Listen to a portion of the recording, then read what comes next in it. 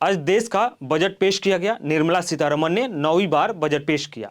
अब इसमें किसानों को क्या मिला? किसानों को एक उम्मीद थी, उस उम्मीद पर सरकार कितनी खरी उतरी है, हम आपको बताते हैं कि किसानों को इसमें क्या मिला है।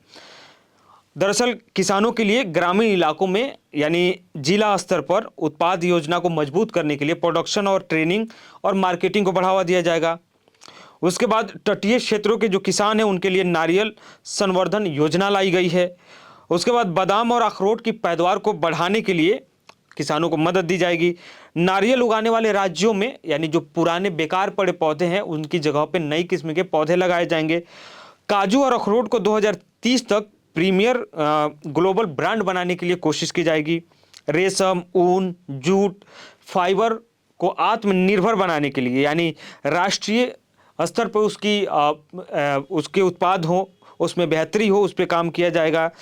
उसके बाद किसानों के लिए AI टूल और भारत विस्तार कार्यक्रम की शुरुआत होगी, जिसमें किसान AI टूल से सीख कर और खेती करें, पैदावार बढ़ाएं, नए नए तकनीक से उसका प्रयोग करें। उसके बाद में मत्स्य पालन के लिए 500 जलाशयों और अमृत सरोवरों का डेवलपमेंट किया जाएगा। उसके बाद आते हैं पशु पालनों के लिए लोन मिलेगा, सब्सिडी दी जाएगी, जैसे मछली पालन, बकरी पालन, गाय भैंस, तमाम तरह के जो अगर पशु पालना चाहते हैं तो उसके लिए आपको सब्सिडी मिलेगी और लोन भी मिलेगा। अब दूसरी तरफ किसान को नाउमीदी कहाँ हाथ लगी, क्योंकि PM किसान निधि के तहत किसानों को जो पैसे मिलते हैं 6,000 रुपये सालाना, उसको सबकी नज़र थी कि उस पर कि शायद उसको 9,000 कर दिया जाएगा, लेकिन वहाँ पे मायूसी हाथ लगी।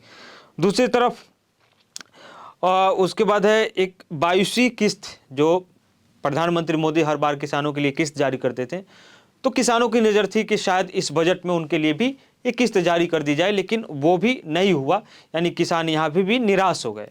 तो ये रही मोटी मोटी बातें जो किसानों के लिए इस बार के बजट में दिया गया है, ऐलान किया गया है। खैर, इस खबर पे आप क्या सोचते हैं हमें ज़रूर बताइएगा।